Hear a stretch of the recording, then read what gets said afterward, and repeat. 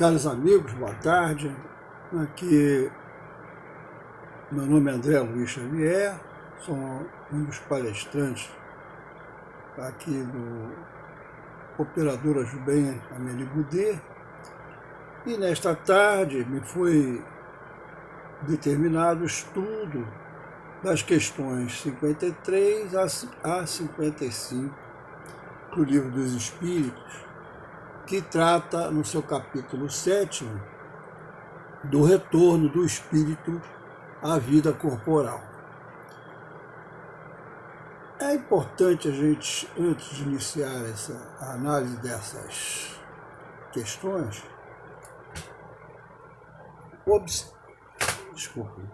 observar que nós, como quase todo espírita sabe, né, aqueles que já estudaram alguma coisa da doutrina, sabem que nós não somos carne, nós somos espírito, né? E viemos do espírito e retornaremos para o espírito depois de uma jornada, ou de diversas jornadas anteriores, que tivemos aqui no planeta Terra, nessa escola maravilhosa que Jesus criou para nós e permitiu que nós aqui reencarnássemos, né?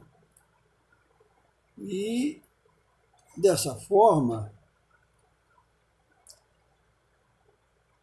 Kardec, estudando, pesquisando, como é que se dá esse processo de retorno do espírito ao plano material, em cada reencarnação, fez algumas questões à espiritualidade superior. E essas questões, que hoje nós vamos analisar, trata de coisas assim, parece complicadas, complexas, mas não são. A primeira questão que a gente vai analisar é a questão 353 do Livro dos Espíritos, e onde o Kardec questiona a espiritualidade superior. Não sendo completa a união do espírito ao corpo, não estando definitivamente consumada, senão depois do nascimento, poder-se-á considerar o feto como dotado de alma? Veja bem, essa pergunta aqui já questiona um dos postulados da doutrina espírita, ou um dos ensinamentos da doutrina que Kardec nos trouxe, né? Em que, enquanto estamos desencarnados, na realidade, nós devemos denominar de espíritos. Nós somos espíritos, porque nós não estamos na posse do corpo físico, nós não estamos encarnados, então somos espíritos. Por outro lado, quando nós encarnamos, voltamos à vida material, quer dizer, esse espírito, quando volta ao plano físico, reencarna, ele deve ser chamado de alma, né? Então, alma é um espírito encarnado. Espírito é um espírito que não está encarnado. Tá, né? Como diz a doutrina, está na erraticidade, não é isso? Está lá espiando as encarnações anteriores, né, que ele teve, preparando a sua reencarnação, aqueles que têm esse privilégio. Muitos, nós sabemos que reencarnam de maneira compulsória, né, até obrigatória, né? Aqueles que têm que vir aqui passar por expiações, né, que, por determinadas situações que ele não soube se utilizar adequadamente nas encarnações anteriores, ou para expiar males, para reparar males que fez em encarnações anteriores, né? Para refazer amizades, né? Receber, outros vêm como missão, né, para a Terra, para receber espíritos que reencarnam, para auxiliá-los a corrigir uma rota inadequada que ele seguiu. A questão 132 do Livro dos Espíritos, ela é bem clara. Ela diz, Kardec pergunta, qual a nossa finalidade quando nós encarnamos aqui? Qual a finalidade da reencarnação ou da encarnação? Os Espíritos respondem que a finalidade da nossa encarnação é que nós nos aperfeiçoemos, é o nosso aperfeiçoamento. Por que o nosso aperfeiçoamento? Porque Deus nos quer grandes, nos quer elevados, nos quer espíritos superiores. Nós só seremos espíritos superiores quando cumprirmos a nossa missão de nos educarmos moral e intelectualmente. É o que chamam aí as duas asas, né? A asa moral e a asa intelectual. Quando você desenvolve demais a asa intelectual, o teu voo rumo ao infinito da perfeição, ele não consegue ser feito, né, numa velocidade ou num tempo bom, porque você está muito desenvolvido intelectualmente, mas moralmente você não tem desenvolvimento nenhum. Então, o que ocorre? Esse tipo de companheiros, de amigos, e eles têm dificuldade de reconhecer o outro como um irmão, como o próximo. E por ter muito intelecto, muito conhecimento das ciências materiais, ele então se acha superior, né, superior aos demais, e vai então se postar numa posição de arrogância, né, e ao invés de evoluir, ele estaciona ou complica um pouco mais o seu processo evolutivo. Então, nós estamos aqui para nos aperfeiçoarmos, né? Só que esse processo de aperfeiçoamento exige da gente uma série de experiências que são específicas para cada um de nós, porque essas experiências, quando a espiritualidade superior nos atribui essas experiências, ele considera o estágio de consciência que nós estamos, né? Nós sabemos que nós não temos o mesmo estágio de consciência. Nós somos diferentes. Nós evoluímos, alguns muito num determinado ponto, outros num determinado aspecto, mas o certo é que um dia, não sei quantas encarnações, quantos milênios nós vamos precisar para chegar a um grau de evolução, né? Nós sabemos é que, neste momento, o nosso planeta Terra está no grau de planeta de expiações e provas, em que a maioria das pessoas que aqui estão, elas estão para passar por processo de expiação e de provação, ou seja, para expiar erros e delitos cometidos no passado, corrigi-los, aprender o que, principalmente, do ponto de vista moral. Do ponto de vista intelectual, nós temos toda a proteção do Estado, dos nossos pais, que nos colocam nos estudos, né? Aqueles que quiserem estudar, estão aí as escolas públicas, né?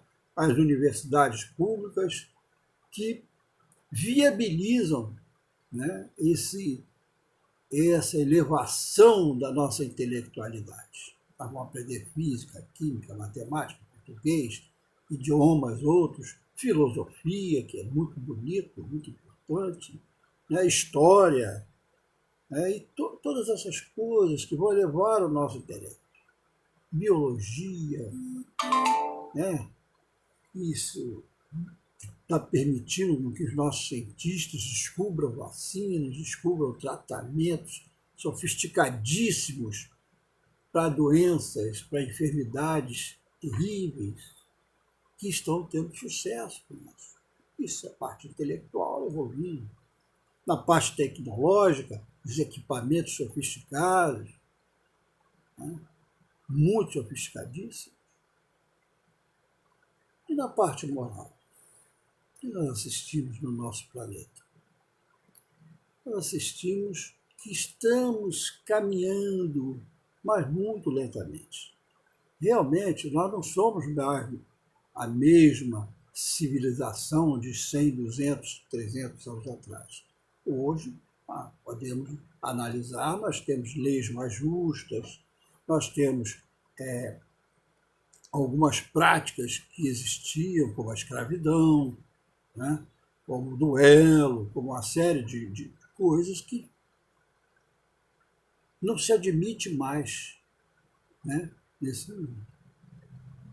Então, meus irmãos, essas questões, eu estou falando disso como um pano de fundo, porque quando o espírito retorna, que é a pergunta aqui, 353, para a vida espiritual, ele já pergunta assim, não, quando ele começa o processo de reencarnação, ele já é alma ou ainda é espírito? Então vamos ver a resposta. Ou seja, quando a criança está em gestação, vamos dizer assim, né? Houve a concepção e aí começa então as células a se multiplicarem e formar um novo corpo, né? Um novo ser, um novo ente dentro da mulher, da mãe. Então a resposta dos espíritos é assim, o espírito que o vai animar existe. O espírito que vai animar aquela criança que está em gestação, não podemos chamar de criança, mas é nascituro, né? Ele já existe. O espírito está ali. Ele já pertence àquele corpo ali. Mas ainda não está totalmente ligado àquele corpo físico.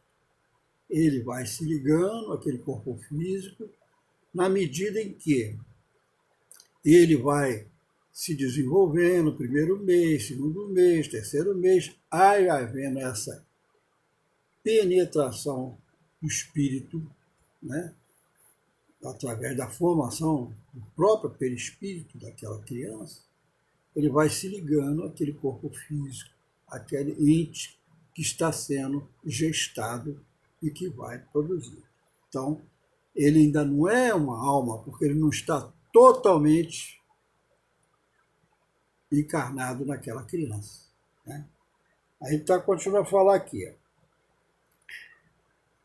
O espírito que vai animar existe, de certo modo. Fora dele, o feto não tem, pois, propriamente falando, uma alma. O feto ainda não tem uma alma, visto que a encarnação está apenas em via de operar-se. O processo de encarnação ainda está em operação. Ele ainda não concluiu o processo reencarnatório durante o período de gestação do feto, né? Acha-se, entretanto, ligado à alma que virá a possuir. Mas ele se acha ligado àquela alma que ele virá a ter.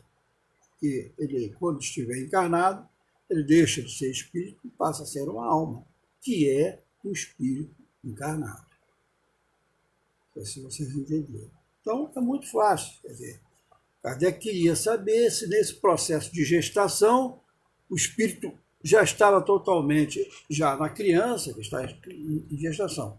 E aqui, pelo que se entende do estudo, da leitura, o espírito ainda não está totalmente vinculado ou àquele corpo em gestação. Ele está se ligando gradualmente, gradativamente. Vamos ver a questão seguinte, que é a questão 354, que Kardec questiona, quer dizer, quer ir mais fundo nessa questão, né? Como é que é esse retorno do espírito à vida corporal, à vida corporal? Aí ele pergunta na questão 354. Como se explica a vida intrauterina? Eu quero saber dos espíritos como é que se explica a vida intrauterina, quer dizer, quando o feto está ainda dentro do útero da sua mãe, né, da sua genitora, da pessoa que vai dar à luz no final dos meses necessários para que ele dê luz. Hoje em dia nós estamos vendo a criança nascendo antecipada, né? Mesmo, outro dia mesmo, uma sobrinha minha teve um filhinho que não chegou nem a 8 meses, já nasceu, ficou lá sendo tratada, né, pelos médicos, enfermeiros, naqueles equipamentos de respiração, de tudo. Hoje está perfeito, com saúde, está aí. Quer dizer, teve uma abreviação no processo dele. Então, os espíritos responderam da seguinte forma: é da planta, quer dizer, o estágio intrauterino, eles compararam com o estado da planta que vegeta. Interessante isso. A criança vive vida animal. O homem tem a vida vegetal e a vida animal, que, pelo seu nascimento, se completam com a vida espiritual. Então, ele, quando está ali, a parte mais, vamos dizer assim, vegetal dele, que é crescer, o vegetal cresce, o vegetal não raciocina, o vegetal não pensa. Ele só vai expandindo, né? Que é o caso do nascituro. Ele, daquelas o espermatozoide junto com o óvulo da mãe, ele vai evoluindo como se fosse um vegetal mesmo. Pensando bem, é semelhante a isso. E depois é incluído, quando essas células já geram órgãos que podem produzir, vamos dizer assim, produzir movimentos especializados, como o braço, coração, rim, fígado, né, o cérebro, aí já passa a se demonstrar o quê? A vida animal daquele feto. O feto ainda não tem, está totalmente, o espírito ainda não está totalmente ligado a ele. Então ele só tem aquela ligação necessária para que ele tenha essa vida vegetal, que é da expansão, e da vida animal, que é quando começam os órgãos especializados que nós temos, cada órgão, um órgão especializado em digestão, sei lá, o estômago. Coração especializado em bombear o sangue do organismo.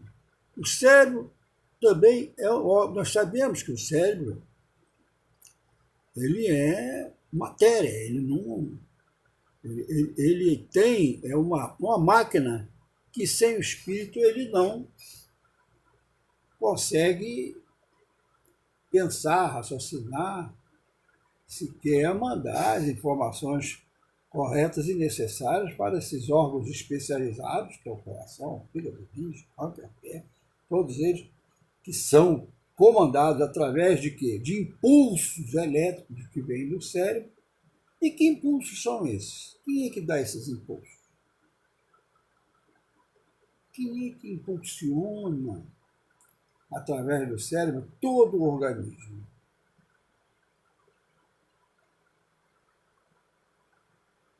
É o espírito. O espírito é a inteligência. Então, ele, de posse de um organismo perfeito, com seus órgãos apropriados para desenvolverem as funções específicas de cada um, ele começa a comandar. Olha para a esquerda. O olho imediatamente vira para a esquerda. Olhe para a direita. Né? Quando você discute muito, fica nervoso, o que acontece? Você começa a suar. o organismo gera uma reação fisiológica de defesa para te manter, para te dar a oportunidade de continuar vivo. A dor é fundamental para a gente, porque a dor é um alarme. Imagina se nós fôssemos atingidos por um objeto, uma coisa perfurante que nos... Se a gente não sentisse dor, a gente não ia tratar de cuidar aquilo e nós desencarnaríamos. Íamos morrer desencarnados. Então Deus fez esse sentimento da dor exatamente para nos proteger. E, ao mesmo tempo, nos educar. E à medida que, se eu faço isso, eu sinto dor, eu digo, isso não é bom para mim. Se eu faço isso com outra pessoa, a pessoa sofre, isso não é bom para aquela pessoa. Ela tem um aspecto educativo, a dor, entendeu? Vocês percebem isso. Ela tem esse aspecto educativo. Agora, é importante a gente fixar nesse estudo, nessa questão 354, essa questão que eles falam que o feto tem de início, essa atividade semelhante a uma vida de vegetal. E que depois, um pouquinho mais à frente, alguns meses a mais, aí passa a entrar, então, os recursos animais. Ou seja, o animal age por instinto. Ele não tem ainda inteligência definida no nível, no grau desejado para que ele se torne um homem, uma mulher que pensa, que trabalha, que planeja, produz, que analisa, que verifica, entendeu? A criança, na fase gestacional, ele não tem esses predicativos. Então, nós vamos vendo, quer dizer, que isso aí, você observa que é tudo durante o retorno do espírito à vida material. Então é preciso que tenha esses dois estágios. O primeiro estágio em que ele vegeta dentro, quer dizer, vegeta entre aspas, né? Dentro do período de gestação da mulher, passa por essa fase um pouco mais adiante, e isso pode ser mais estudado, mais analisado, né? Há livros que tratam desse assunto, o que eles chamam de a fase mais animal, até que ele chega à fase hominal, dentro do processo de gestação, onde ele já está preparado, vamos dizer assim, para desembarcar aqui na nossa planetinha Terra, saindo de dentro do ventre da sua mãe. Então, essa vida intrauterina que ele se refere aqui é essa, ou seja, a fase que ele se assemelha à fase vegetal, uma outra fasezinha que se assemelha à fase animal, onde está se constituindo os órgãos especializados em produzir determinadas atividades, e depois vem a terceira fase, que é como Kardec se completam com a vida espiritual, que é a vida espiritual. Ela vai, não tem já no sexto mês, no sétimo mês, não. São processos que vai se agregando sutilmente, de modo que quando a criança já nasce, aí sim, o espírito já está totalmente ligado à matéria e começa então o seu trabalho, mesmo bem efetivo, de experiência, de aprendizado, e de trazer também suas contribuições, porque nós trazemos tendências das vidas anteriores, né? Nós somos, na realidade, como dizem os espíritos, uma integral. O que é integral? É o somatório, a multiplicação, a divisão, a potencialização de uma série de experiências passadas que nós tivemos. Então, esse somatório somos nós. Daí porque não encontramos nenhuma pessoa igual a outra. Porque as experiências O aprendizado de cada um é diferente de uma pessoa para outra, certo? Então, o aprendizado, por exemplo, da Tânia, dentro ela, até por ser mulher, é um aprendizado um pouco diferente. Meu, André, que sou homem, que nasci em determinadas situações, me desenvolvi em outras situações diferentes em alguma parte dela ou de outras pessoas. Então nós vamos acumulando essas nossas experiências, e isso forma, essas experiências, forma o quê? Os nossos caracteres, forma a nossa bagagem espiritual. E com essa bagagem nós desembarcamos aqui. Desembarcamos aqui com ela um pouco, vamos dizer assim, nubladas, presas. Nós não conseguimos, mesmo porque nós não temos um organismo suficiente para pôr todas as nossas ideias para fora. Nós não sabemos ainda andar quando nós nascemos. Nós nos alimentamos através do seio materno, né? Quer dizer, isso você vai se readaptando à vida material, mas já com todas as condições de se desenvolver do ponto de vista psicológico, mental, entendeu?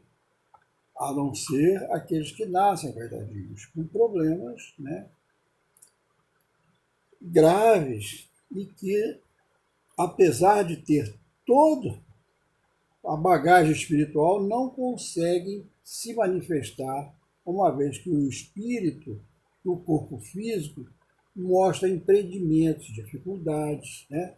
É o caso dessas crianças e pessoas que têm disfunção mental, né, disfunção orgânica, né, chamados, em casos excepcionais, né, essas coisas todas assim.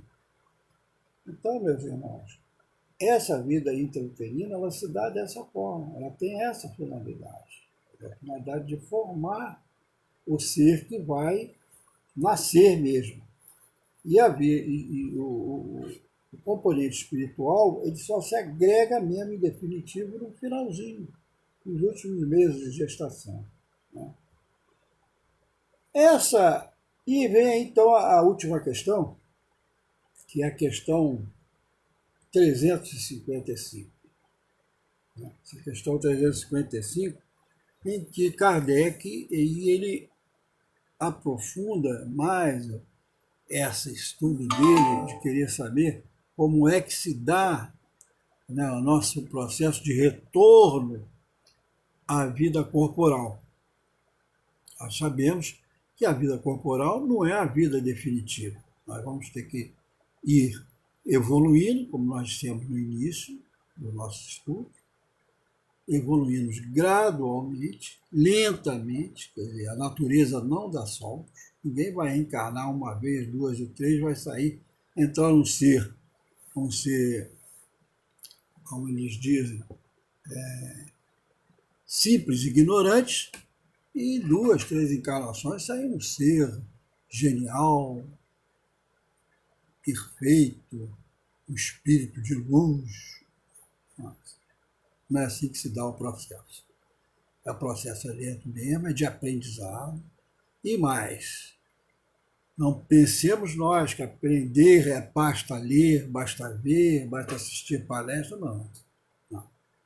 O aprendizado ele tem que ser fixado em nossa consciência. O aprendizado moral e o aprendizado intelectual. Eles têm que ser fixados. Porque, conforme dizem os espíritos, a evolução vem primeiro através da evolução intelectual. E a intelectual é que abre caminho e espaço para a evolução moral. Porque nós precisamos desenvolver a nossa inteligência para compreender o que é mal e o que é bom, para poder saber diferenciar essas coisas. É por isso que a verdade o desenvolvimento, o aperfeiçoamento moral, ele se origina no aperfeiçoamento intelectual. Se nós quisermos ser espíritos evoluídos, nós precisaremos estudar química, física, matemática, todas as ciências, nós chamamos de material, mas que nada mais são leis da natureza. Leis que foram criadas por Deus, né? Lei da gravidade, todas essas leis que as ciências estudam, são leis rudimentares da natureza. Existem outras leis profundamente que Jesus conhecia, os espíritos mais evoluídos conhecem. Aqueles espíritos que nos operam nas reuniões mediúnicas de tratamento espiritual. Vocês lembram o caso do André Luiz, quando chegou na espiritualidade? Ele médico, foi lá para aquelas câmaras, né, de atendimento aos que estavam chegando da guerra, estropiados. Quis usar a medicina dela, não. Falou, não, peraí. Não. Sua medicina aqui não tem valor nenhum, ela se aplica ao aspecto físico. O espírito é tratado de outra forma. Você precisa conhecer outras ciências específicas. Então, quando a gente vai tratar o espírito, nós precisamos aprender e desenvolver como é que você mexe com as vibrações, com as energias. O que cada órgão precisa. Nós vemos nos livros de André Luiz, eles chamam, em determinados casos, chama a irmã fulana de tal, que ela é especializada nisso. Chama o irmão tal, na hora do desencarne, na hora do reencarne, na hora que a pessoa está extremamente doente. Porque as doenças físicas, elas promanam, elas advêm, as doenças físicas, da doença espiritual. Quando o nosso cérebro funciona mal, quando o nosso espírito não é capaz de coordenar, de controlar o nosso organismo adequadamente, ele degenera o corpo físico, provocando doenças gravíssimas. Daí a importância de que as crianças nasçam, e nesses primeiros meses, até os 7 anos, segundo os espíritos mais evoluídos nos informam, temos que ter muito cuidado com a educação dos nossos meninos. Porque eles trazem uma bagagem espiritual, mas é que nessa época, que é a época mais propícia para você educar, por quê? Porque eles não têm como manifestar os seus defeitos e até as suas virtudes também. Então, nós precisamos observar muito os nossos netos, os nossos filhos, ver quais são as tendências dele. Se as tendências são positivas, vamos ajudá-los a desenvolver aquele aspecto positivo que ele tem. Se as tendências são negativas, vamos procurar corrigir com amor, com carinho, com educação, com orientação, com muita conversa. Entendeu? Porque é esse período, o período que a criança, quer dizer, aquele ser que está reencarnando, está mais propenso vamos dizer assim, a esse processo educativo. Ou seja, você acelerar ou frear as tendências desse ser que está reencarnado. Então vamos agora para a questão 355, que é a última questão que nós temos a missão de estudar hoje. Kardec faz a seguinte pergunta. Se vocês tiverem o livro, podem ir acompanhando, né? As perguntas e respostas. E é pena que a gente não pode estar junto, quando a gente costuma estar lá no Amélie Baudet, e aí cada um dá a sua opinião, a gente debate, porque nós não fazemos palestras, né? A gente chama de palestra, mas nós estudamos juntos. Nós não somos professores, nós somos aprendizes, nós somos seres em construção, né? Então, muitas das vezes, uma parte lá do Wilson, da Tânia, de um ou de outro, me traz também conhecimentos e informações que a gente não tem. A doutrina espírita ela é muito extensa em conhecimentos e ensinamentos, né? Ela é muito extensa. E às vezes você lê um livro com a maior atenção e perde muitos detalhes significativos importantes. Porque se estão ali, estão importantes. E se você não teve como perceber, às vezes você vai perceber detalhes do livro dos Espíritos na 10ª vez que você lê aquela questão. Você dá um detalhe, uma coisa que chama atenção, que mexe com o seu íntimo. E você, caramba, olha como é que eu já li isso aqui umas 10 vezes e não tinha percebido esse detalhe, esse aspecto importante. Entendeu? Então, dando seguimento, a questão 355, que é a hora justa lá, a gente tem que cumprir o nosso plano de 40, 45 minutos de exposição, né, e de debate. Sendo que aqui, por causa dessa pandemia, não temos a condição de fazer o debate, a conversa, a troca de ideias, de opiniões, que é muito salutar na doutrina espírita. Então, a questão 355 pergunta: há, de fato, como o indica a ciência, crianças que já no seio materno não são vitais? Com que fim ocorre isso? Crianças que não são vitais. O que são essas crianças que não são vitais?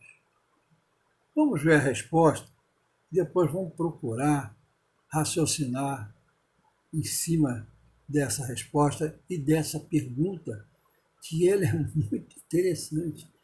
Sabe as crianças anencéfalas, por exemplo? Sem cérebro.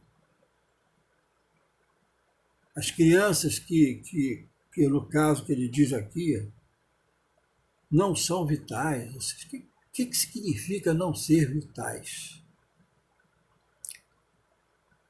Você pode ser vital, você pode ser um ser que está vivo ali no campo, mas não pensa, não raciocina.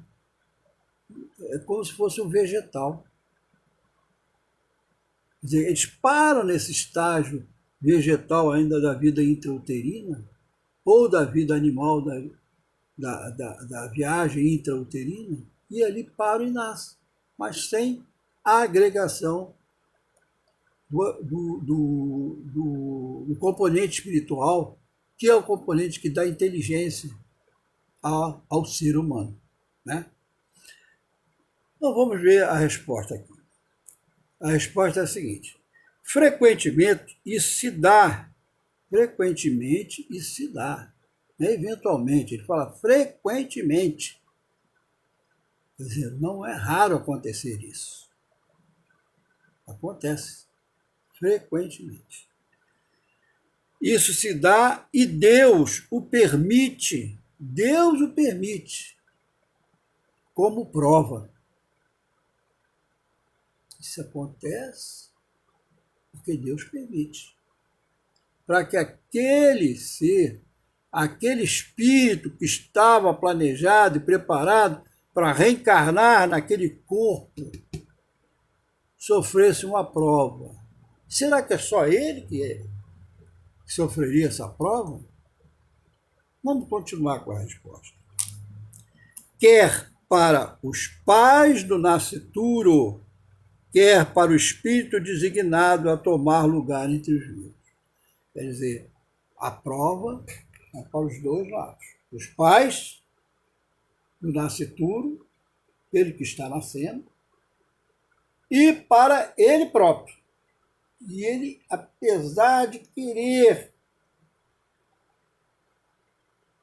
dominar, controlar aquele organismo que já está se formando, ou que já se formou, não conseguirá. Imagina que prova duríssima, meus irmãos, essa. Né? E ele não ter, e tem vida física, fisiológica, mas não tem vida inteligente, vamos dizer assim, simplificando de uma maneira. Isso acontece frequentemente. Então, gente, nós temos que pôr as mãos para o céu. Nós que temos os nossos filhos, os nossos netos, os nossos sobrinhos, saudáveis, perfeitos, agradecer a Deus. Profundamente agradecer a Deus. Porque eles terão todas as condições para se desenvolverem, para cumprir a missão que Deus deu de uma maneira mais suave, com inteligência, com capacidade de raciocínio, sabendo se defender, sabendo buscar os recursos para ser autossuficiente nesta vida. Né? Nós vemos essas crianças que nascem assim, com essas dificuldades, praticamente os pais e as mães, né?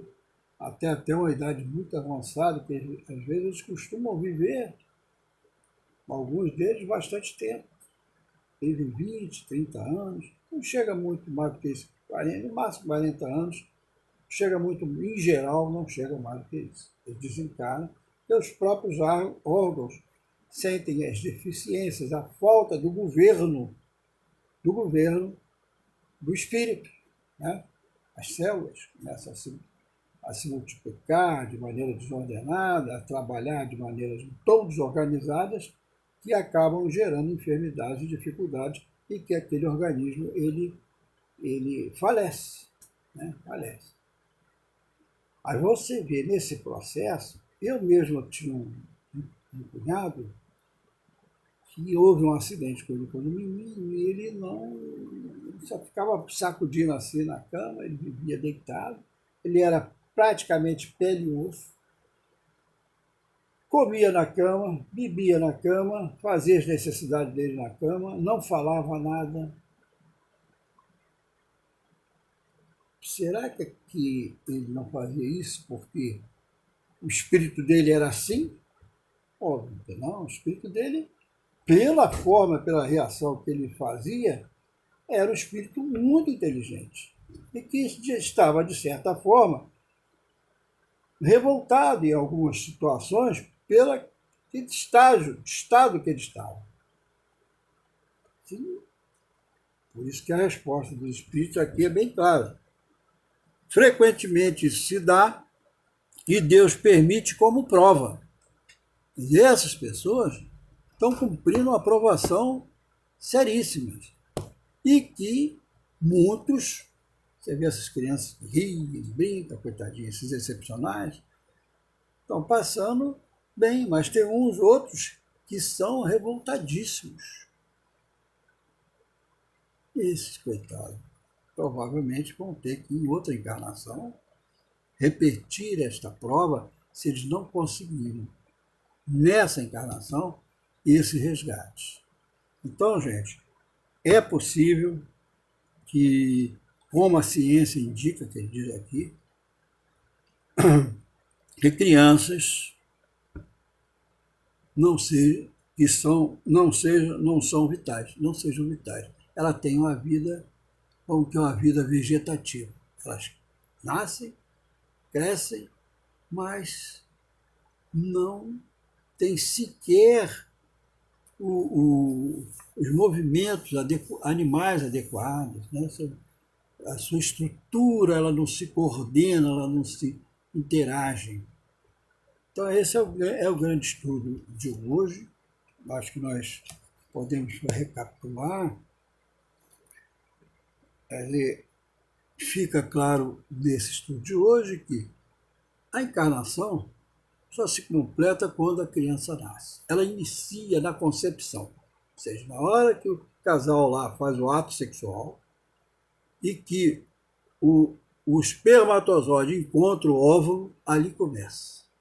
Ali já começa a existir um ser em formação que deve ser respeitado, muito respeitado, porque ele está ali por ordem divina.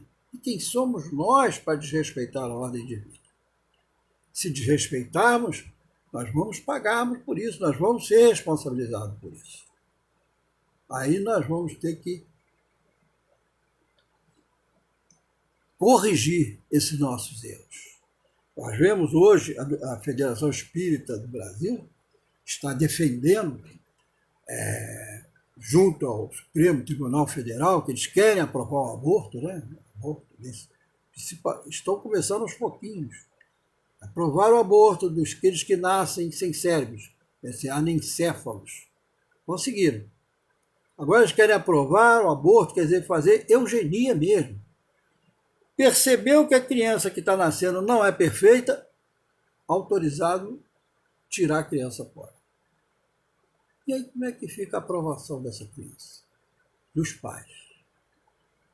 Aí a mulher, até por uma questão, a mulher moderna, né, de hoje em dia, não são todos, é uma pequena minoria, acha, não, o corpo é meu, eu faço o que eu quero com o meu corpo. Eu não quero essa criança, eu quero tirar, eu quero abortar.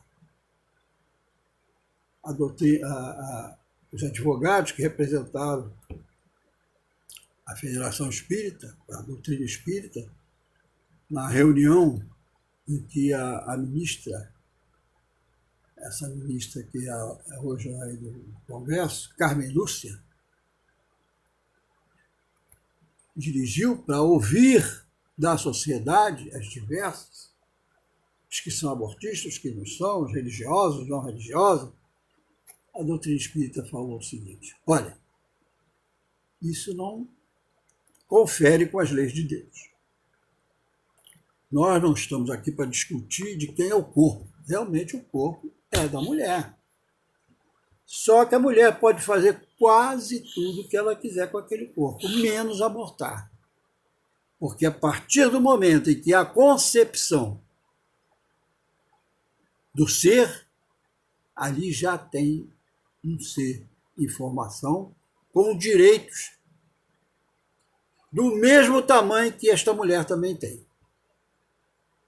que é o direito de nascer, que é o direito à vida, que é o direito fundamental sobre todos os direitos, que é o direito à vida. Então ela não pode decidir sobre o direito de terceiros. Ela pode decidir sobre o direito dela. Sobre de terceiro, não. Sobre da criança, do nascituro, não. E mais ainda, tem um outro direito que todo mundo esquece. Só lembra na hora de pedir pensão. Que é o direito do pai. Como é que a mulher pode resolver tirar a criança se o pai não concorda? Como é que o pai pode tirar a criança da mulher se a mulher não concorda? Se nós falamos em respeito aos direitos individuais,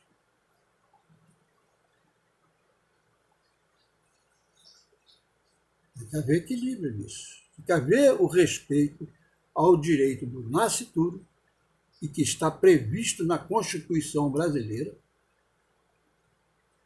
O nascituro tem direito, tanto é que se a mãe morrer e tiver bens, eles vão aguardar aquela criança nascer, se ela nascer, ficar viva, os bens são dele. E outras coisas mais.